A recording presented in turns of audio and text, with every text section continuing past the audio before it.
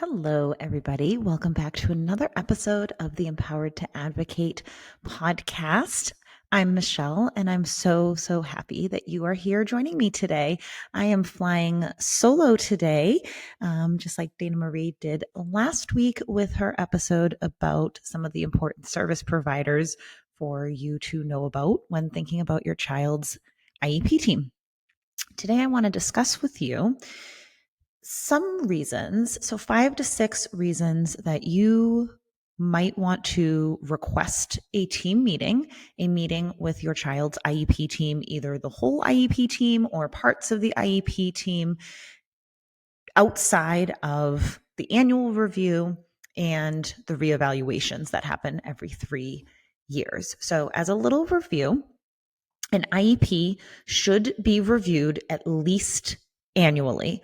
So you should be meeting with your child's team at least once a year to discuss progress, to discuss what goals and services are going to be going forward to support your child accessing their free and appropriate public education for the next year. Then every 3 years, your child will have a reevaluation to redetermine eligibility for an IEP, as well as to redetermine some of those more standardized scores on the more formalized assessments. So many caregivers don't recognize or don't realize that they can request a meeting in between those annual reviews. And there's many reasons for this, but I've put together 6. I think I have 6 here that are pretty good reasons for having a meeting.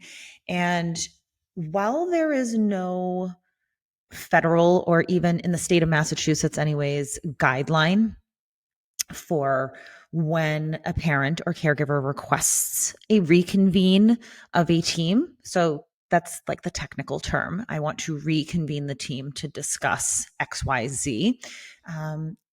Many districts that I am familiar with in the state of Massachusetts typically live by the reconvene the team within 10 school days of a caregiver requesting to reconvene the team.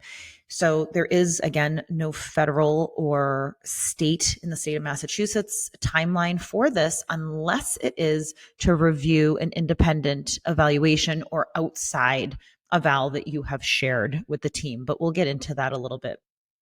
So some of the reasons that you might want to request a team meeting are if you notice that your child is struggling to make progress.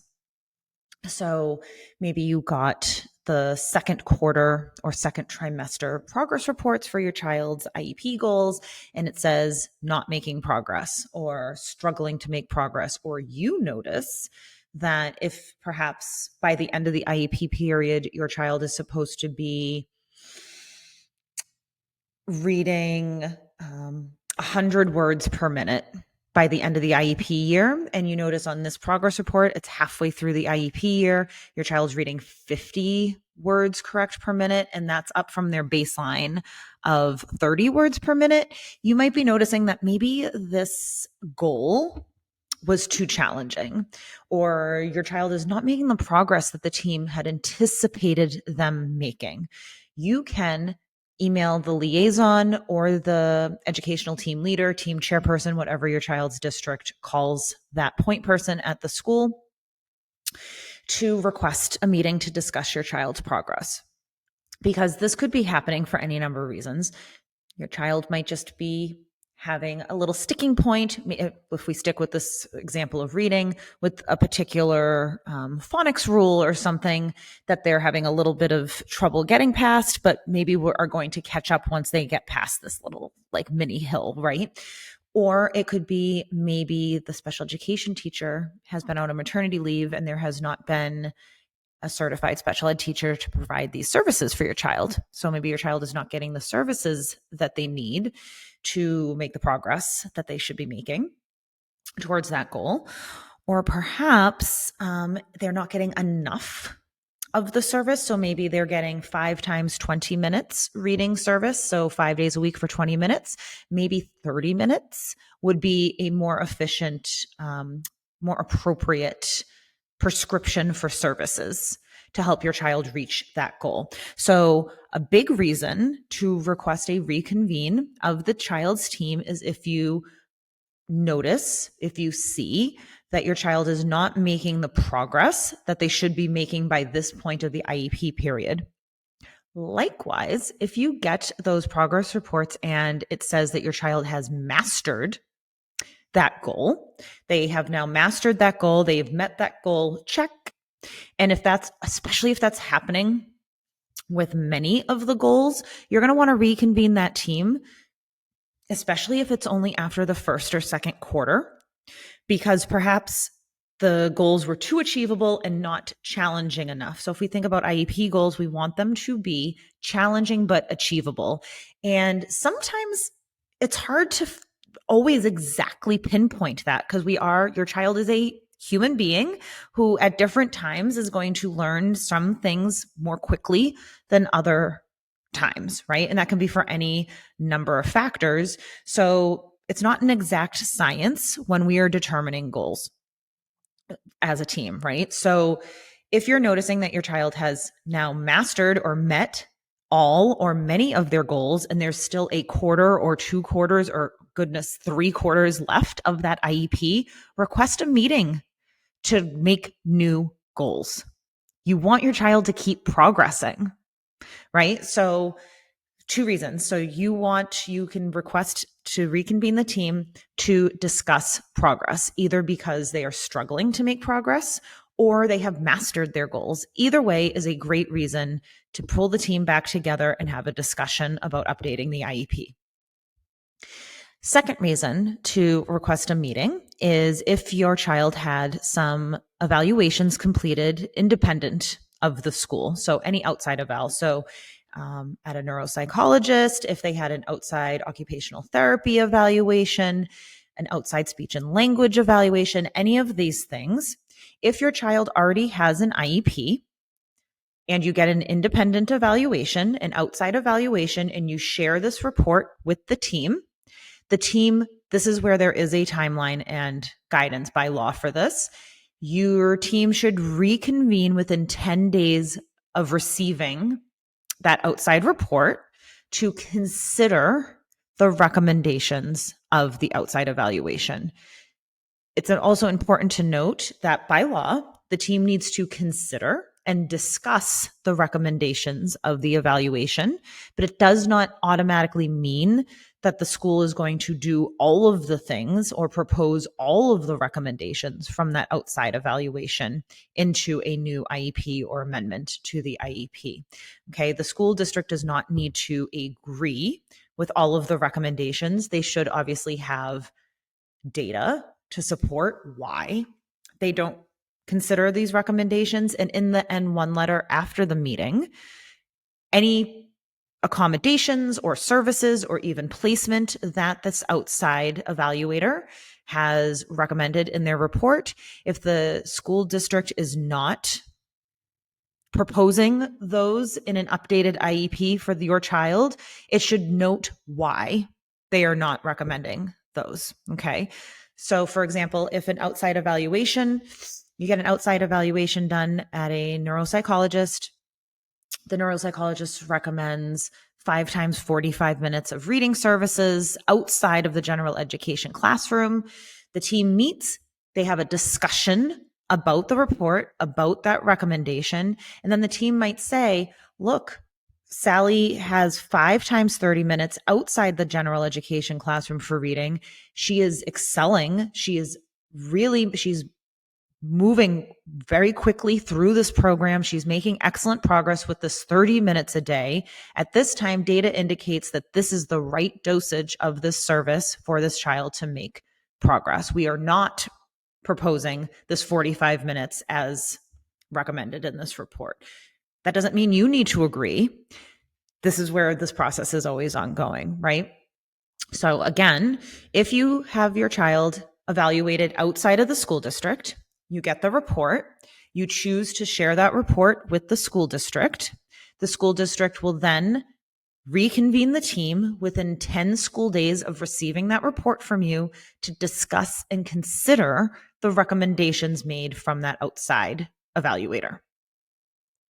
Third reason to request a reconvene or to request the team meet.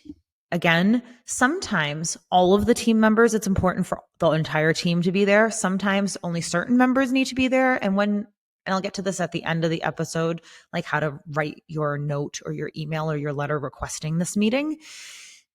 You may not need everybody at the meeting. But this third reason to request a team meeting would be is if your child was just discharged from a hospital or just had a change in diagnosis, or there's been changes. Perhaps your child has a medical condition, a medical diagnosis, and now the symptomology has changed, which is now changing how they're presenting at school, which might then change what sorts of accommodations and services they might need in school to support them.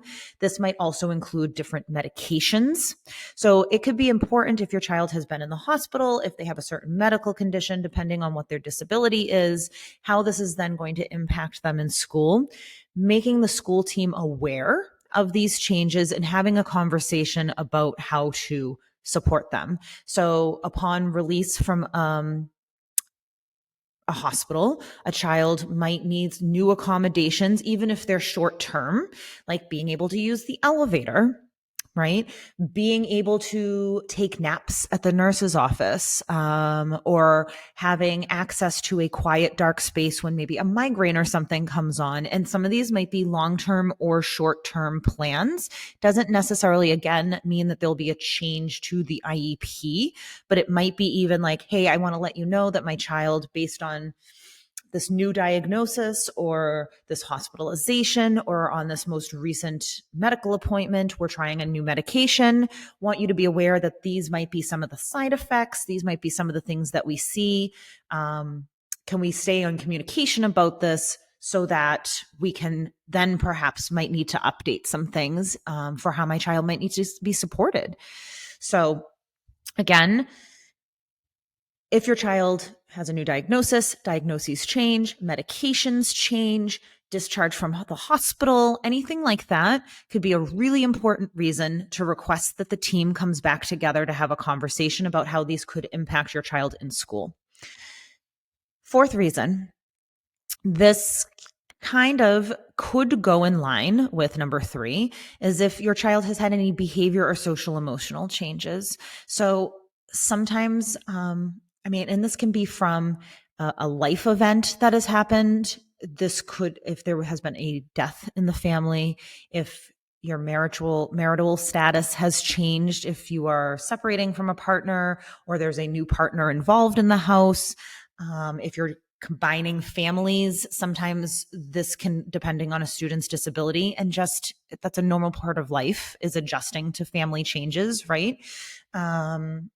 If there's been a new medication, if there's any sort of behavior or social emotional change that you've maybe noticed at home, or if you're noticing that you're getting more reports from school about either new behaviors or an increase in behaviors that could be unsafe or disruptive to your child's learning or anything like that, requesting a meeting to discuss this with the team to see if there are any other ways that you can support your child in school will be really important. Okay. Remembering that we're always going into this team meeting viewing it as everybody there is in there for the best interest of your child and has the best intentions. So wanting to work collaboratively to support your child in school. So coming together to have a conversation about new challenging behaviors or an increase in challenging behaviors is really important to be all on the same page about, for consistency across settings, especially. Number 5, again, kind of loops into number 4.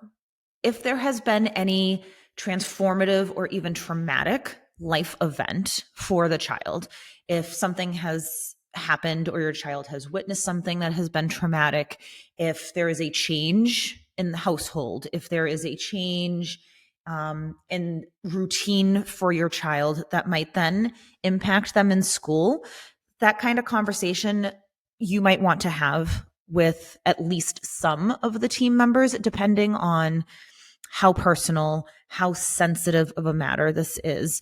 Again, coming at this from a place of, if my child has experienced something or witnessed something or something has happened that has been very traumatic in our lives, my child's life, the family's life, something like that, making sure that the team or key team members, such as the counselor, administration, whatever, whoever you are most comfortable sharing with, is aware of, and again, not every single nitty gritty detail needs to necessarily be shared, but anything might then impact your child in school, so that the team can then be ready and prepared with resources and accommodations and services and supports to help your child while they are in school, and potentially help them get supports outside of school, help you get supports and like wraparound services, wraparound counseling, big brother, big sister, therapeutic mentor, in-home counseling, things like that.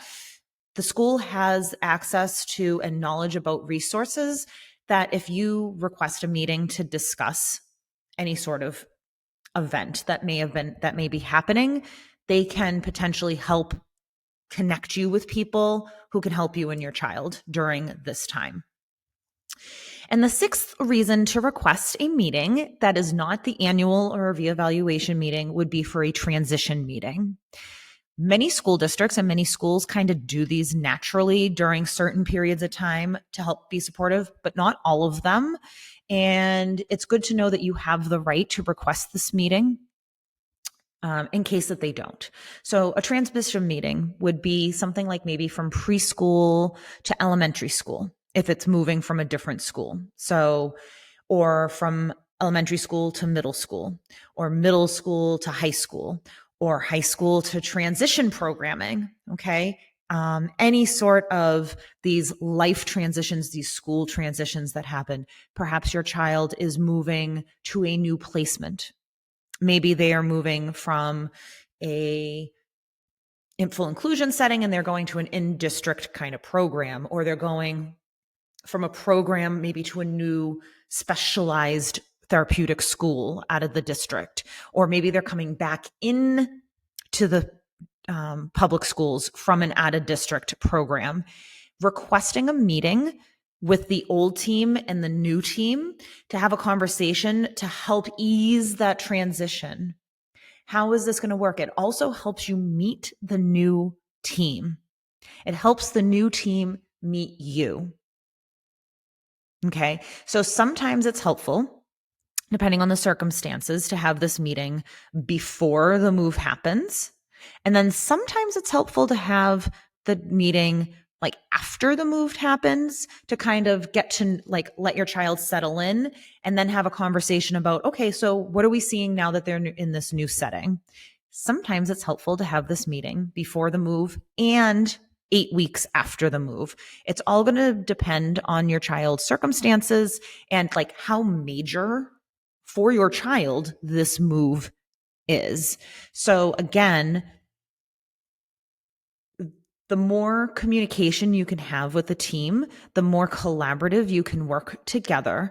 Again, this is all about supporting your child with what they need to be successful. So, outside of the annual review meeting, outside of the 3-year reevaluation meeting, 6 reasons you might want to request, and you have the right to request the team come back together, either the full team or part of the team, to discuss progress, either if your child is struggling to make progress or is mastering goals left and right and needs something more challenging. 2, to discuss outside evaluations. If your child has had an outside evaluation and you choose to share this with the school, which I always recommend that you do that, it's important that you share that with the school and that they offer a date within 10 school days of receiving that outside eval. This is the only circumstance that there is a like timeline regulation around. Okay. Another reason to request a team meeting is if your child has recently been discharged from the hospital, if they've had a change in medical diagnosis, if there's a change in medication, if there's a change in symptoms or side effects from medication or from a medical condition, anything like that. that will be important for the team to know how they're going to best support your child at school. Fourth, any sort of behavior or social emotional needs that have changed. If there is new challenging behaviors, if there are new social, like emotional challenges your child is facing, either new or an increase of, these could be really important reasons to have the team come back together to have a conversation. Next reason is very much in relation with number 4, is if there is some sort of like transformative or traumatic life event that is impacting your child or could impact your child.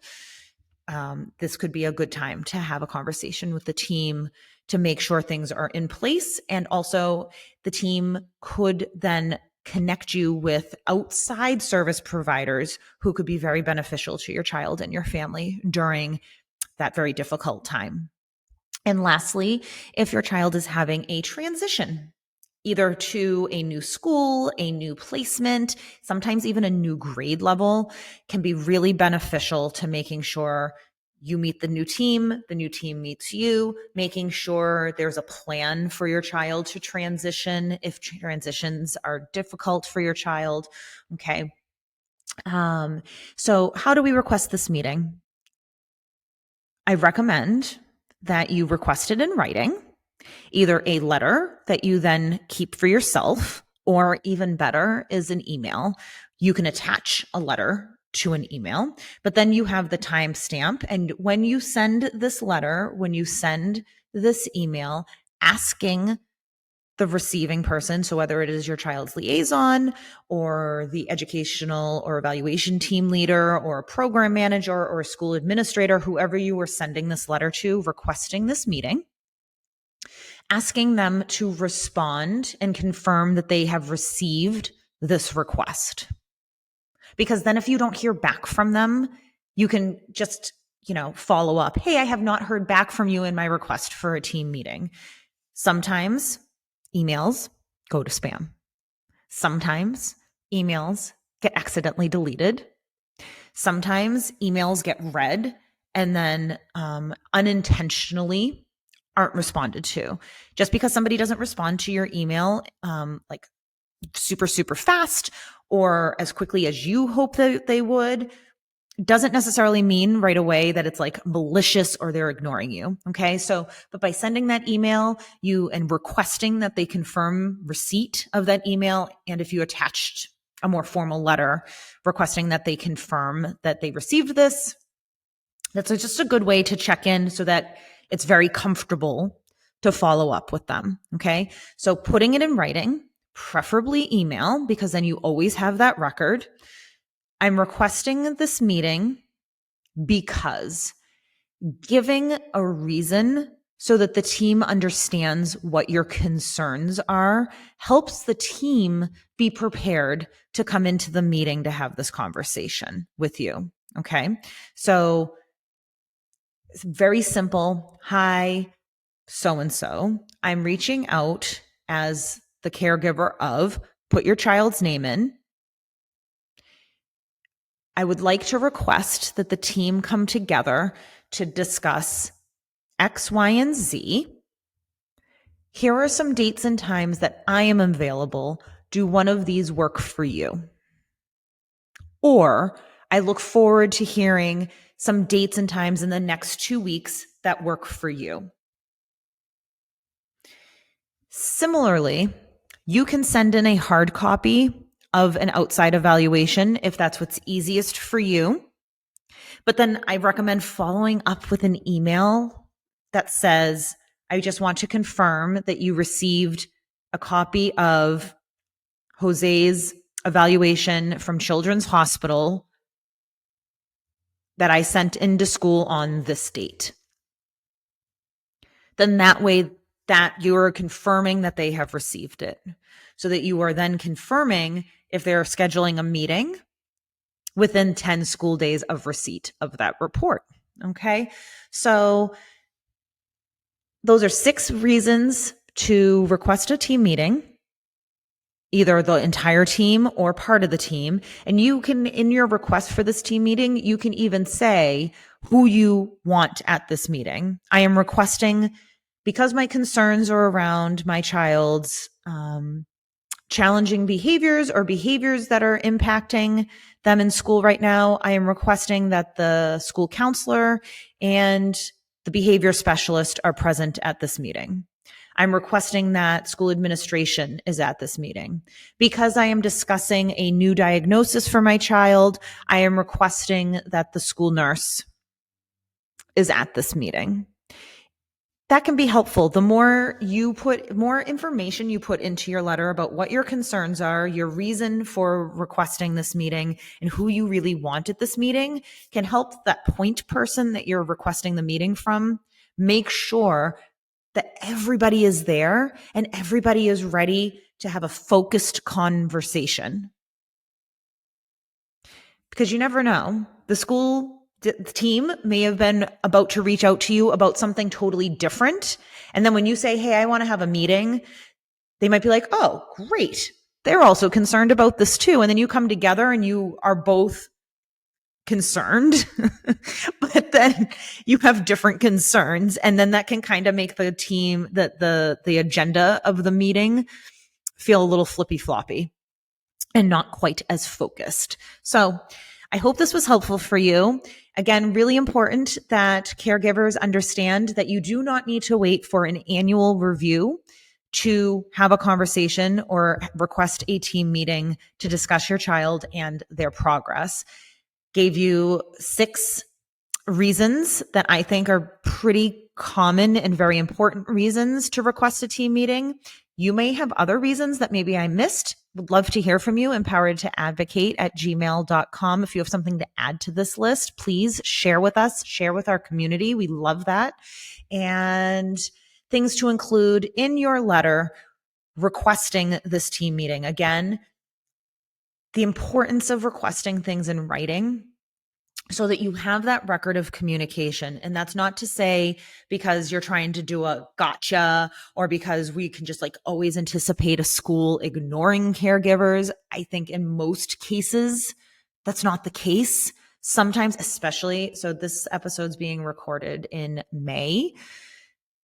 This time of year and even the fall, like let's be frank, every season of life, every season of the school year, there is like a reason for things to be very, very busy. And sometimes things slip through the cracks and it's not necessarily intentional or malicious. So just having that record in writing can be very useful for everybody, for you, for the teachers, for the service providers, to just everybody being on the same page, organized and focused. Okay, friends, I hope that you got something out of this. Would love to hear from you and looking forward to chatting with you again on the next podcast. All right, have a wonderful day.